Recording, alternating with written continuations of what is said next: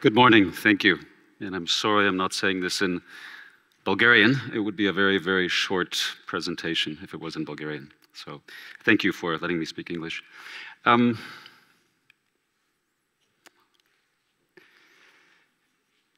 Wall Street crash that happened in 1929 shook the world and the financial system to its very foundations. And it led to a number of things, but one of the results was a financial reporting system and standards that took decades after this event to develop, but are now taken for granted, are seen as the bedrock of our business and financial system. We're now facing an even larger crisis. I'm talking, of course, about climate change, biodiversity loss, water scarcity. And my thesis will be basically that this same way as the financial crash led to financial reporting, this is pushing us, requiring us to have also environmental reporting. My point is that ESG is facing a setback, but I think it is here to stay and will be moving forward, and the sooner we drive forward with these systems, the better we will be. My name is Andreas Beckmann. I'm the regional CEO of WWF Central and Eastern Europe, covering not only here in Bulgaria, but also Romania, Hungary, Slovakia, Ukraine, Moldova, and the Czech Republic.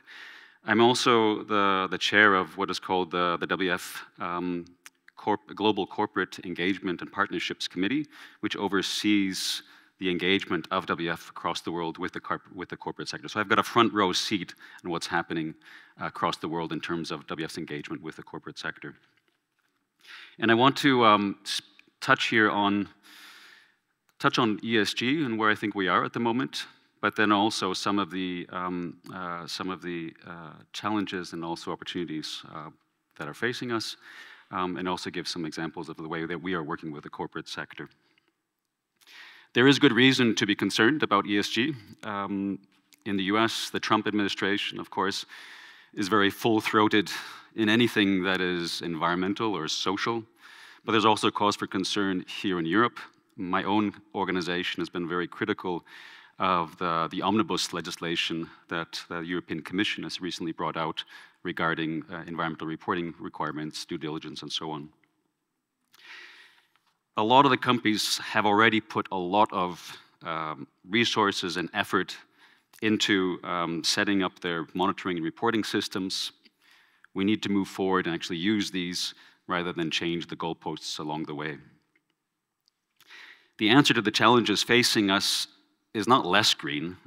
On the contrary, it is to double down on the technology and the services that can not only address the problems, the challenges that we are facing ourselves, but also provide the bedrock, the basis for the future economy, for future exports as well.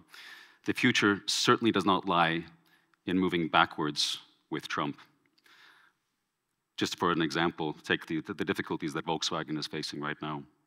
Most reports that I'm getting are that in many cases companies, and for in many cases understandable reasons, are stepping away from their boldest ambitions, becoming more careful in terms of the commitments that they make, partly out of fear of legal challenges. But at the same time, they're remaining committed to taking action and walking the walk, not necessarily talking the talk. And of course, I do miss the talk, but in the end, it's the walk that really matters. The overarching challenges that we're facing, they're not going away. They're only growing. Climate change did not suddenly stop when Putin invaded Ukraine. Climate change, biodiversity loss did not suddenly stop when Trump banned mention of climate change and biodiversity in government documents in the US. And this bald fact, you can see the top perceived risks put out by the World Economic Forum in January. This bald fact is increasingly having an impact on our societies and on our businesses, threatening assets, disrupting supply chains, and changing demand as well. Smart investors want to know where those risks are. How exposed is a company to climate change? How exposed is a company to biodiversity loss? to the loss of water. Some time ago, before the war, my organization worked together with a brewing company, a beer company, in Dnipropetrovsk, in Ukraine. And we helped them realize how at risk was their water supply. They drew that water from a watershed that was heavily polluted by agricultural runoff. And as a result, there was very limited good quality water, which they had to share with the local municipality.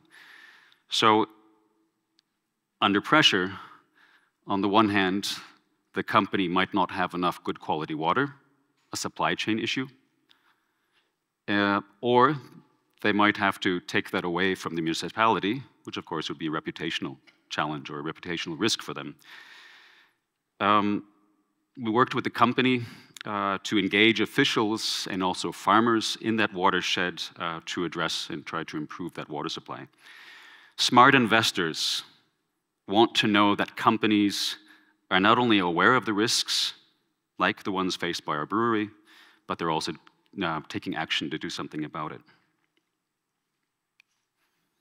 For years now, we've also been working with the Coca-Cola Foundation and the Coca-Cola system to promote water stewardship. Water is, of course, the key ingredient in the Coca-Cola company's products. So they have, of course, a very eminent interest in the supply of water. But these water supplies are at risk because of past poor management, but also increasingly because of climate change. Coca-Cola Hellenic, the bottling company here in this region, they are already one of the most efficient users of water in the region in terms of their production process, the use of water. But unfortunately, that's not enough. No matter how efficient their water use, they are still dependent on the overall health of the watershed where they draw their water from. They're dependent on the decisions made by their peers, by other people drawing water from them. They're also dependent on the way that watershed is managed, on the governance of that watershed. So they have a vested interest in that water stewardship and taking good care of that water source. And that's why they're working with us here in the Iskar Basin, in Bulgaria, and in a dozen or so places across the region to promote good watership and to restore wetland ecosystems to health so that they can replenish the water supplies on which the company, but not just the company, our communities and societies, and also nature in the end depend. Here is, if it works, a small clip from some of that work that we've been doing with them in When I arrived here, it was no life because there was no water. After the restoration, pelicans came. The indicator species, they show that the ecosystem is thriving. They represent what I tried to achieve.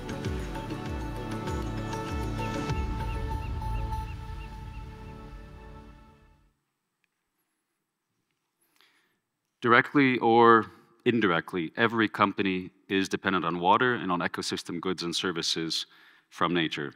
This is, of course, obvious in the brewery company. It's also obvious in the case of Coca-Cola, but it's also the case for other companies. We're working also with H&M, the apparel retailer, to address the risks in their supply chain related to cotton. Cotton is a very thirsty crop, facing significant water use issues in countries like Pakistan, Kazakhstan, for example.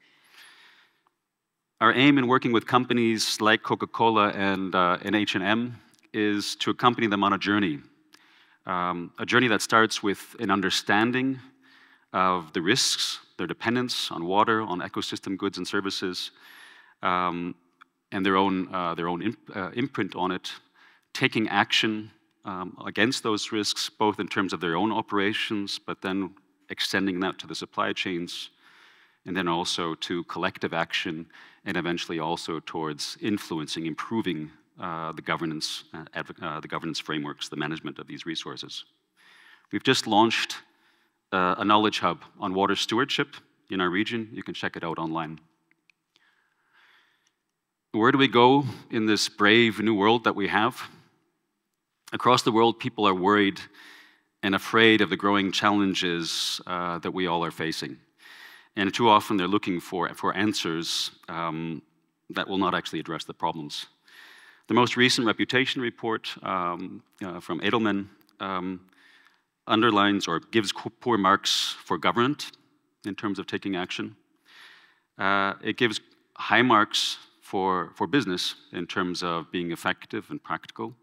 And it gives high marks for NGOs like myself, non-profit organizations in terms of the motivation. And we see an opportunity to combine forces to bring the best that each sector has to offer to address these problems, to actually deliver solutions. One of the best examples that I think we have of the power of this kind of partnership is the work that we have been doing with IKEA for the last 20 years, more than 20 years at this point, including here in Bulgaria, but also in Romania, in Slovakia, and in Ukraine. IKEA has, in the face of deforestation, IKEA has made a commitment to sourcing its wood either from recycled wood or from wood that is certified as sustainably produced according to the Forest Stewardship Council, FSC. The problem is that in this region, there has not been enough supply of FSC certified wood. And so they've been working with us essentially to help secure that supply chain by helping forestry companies to gain FSC certification, which they can then sell to IKEA. It's a win-win-win. For IKEA, secures a supply chain. For us, it provides market pull and support for the work that we do in terms of promoting sustainable forest management. And of course, for the forests, it results in more sustainable forests. Another example that we've done is with the work that we've done with the food giant Tesco in the UK, also in Czechia, Hungary, and Slovakia. And what we've been doing with them is to try to decrease, to have, in fact, the ecological footprint, the environmental impact of the average shopping basket. And we've done this by working with them to influence consumer choice, to improve consumer choice, make it more sustainable, to improve productions, the sourcing of the company, but then also to improve the framework, the legislation in which they are operating to make it also more sustainable. WF developed a retailer's commitment for nature, laying out basically what a more sustainable retail looks like. And Tesco was the first to sign up and helped sign up the key peers and also competitors of the company in the UK. This is something that, so as a result, they have shifted the whole industry and made it more sustainable. And this is in a pre-competitive space. This is something that neither of us could have done alone, neither they nor us. Only by working together was this possible. Globally, companies drive a large part of our use of resources and creation of waste. So clearly, they are a big part of the problem, but they are essential to any solution. Companies are crucial for delivering the innovation, the action, the finance needed to address these civilizational challenges that we're facing. At the same time, the companies, as I've tried to point out, they are themselves dependent on a stable climate, on healthy ecosystems, on healthy watersheds. But it's not just about challenges, but also opportunities. The awesome challenges facing us require solutions. And within every solution, there is a business case to be made. So never have we faced so many challenges, but if you flip it around, never have we had so many opportunities. What is needed to guide the private sector, decision makers and investors toward decisions that work for the planet, for society, and for business? From not only societal, but also a company perspective, an investor perspective, the ESG, at least the E, and I think also the S, are here to stay. We may be experiencing a tactical retreat, a setback, but the trend lines, I think, are clear.